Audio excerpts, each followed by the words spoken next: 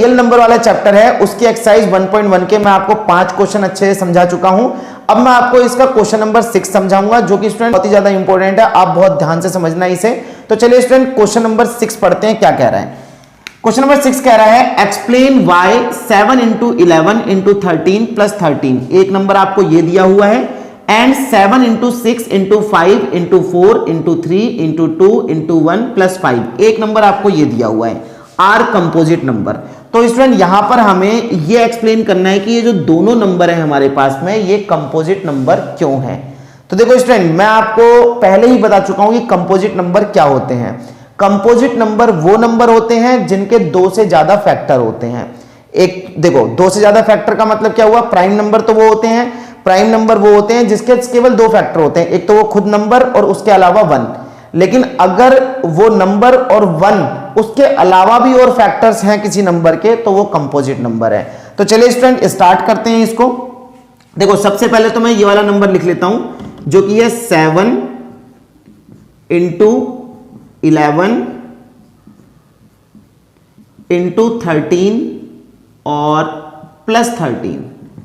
एक नंबर आपको ये दिया हुआ है 7 इंटू 11 इंटू 13 प्लस 13।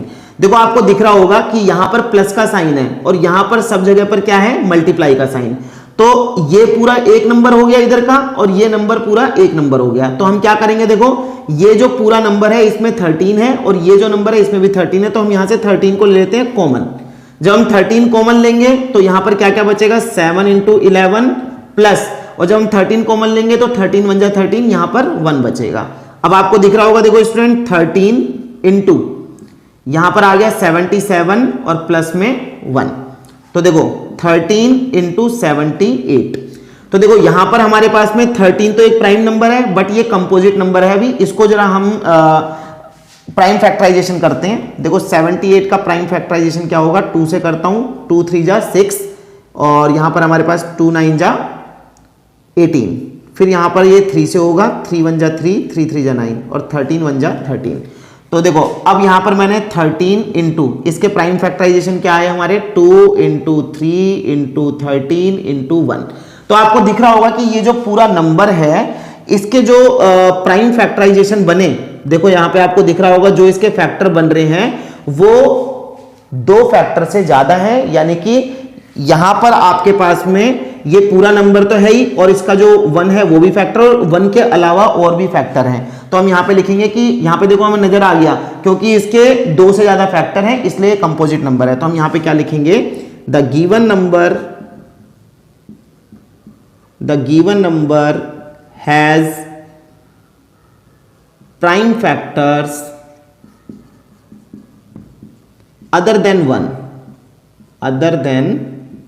1 के अलावा भी और फैक्टर्स हैं other than 1, therefore it is composite number.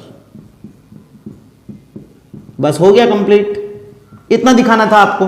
ठीक है, ऐसे ही हम दूसरा वाला जो नंबर है उसको भी देखो करके दिखा देता हूं मैं आपको। दूसरा नंबर क्या है हमारे पास में 7 into 6 into 5 into 4 into 3 into 2 into 1 और प्लस में 5।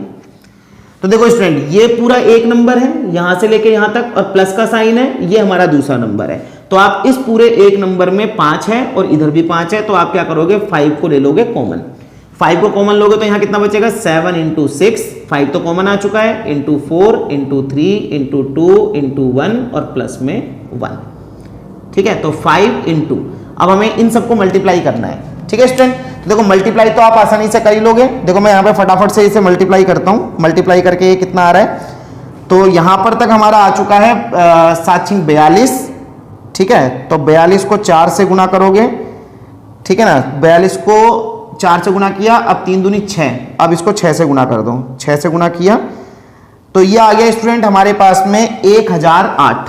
ये आ गया 1008 प्लस 1 और यहां आ गया 5 इंटू 1009।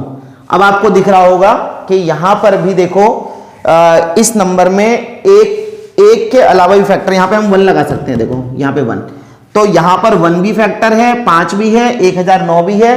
तो देखो यहां पर आपको दिख रहा होगा कि इसके 2 से ज्यादा फैक्टर बन चुके हैं और जिसके 2 से ज्यादा फैक्टर होते हैं वो क्या होता है, कंपोजिट नंबर। तो हम यहां पे लिखेंगे the given number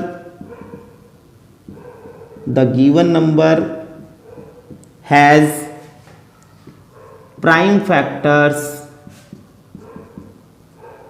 other than 1, therefore it is a composite number। तो इसी के साथ स्टूडेंट जो हमारा क्वेश्चन नंबर 6 है वो कंप्लीट हो चुका है और आई होप आपको बहुत अच्छे से समझ में आ गया होगा। Thank you.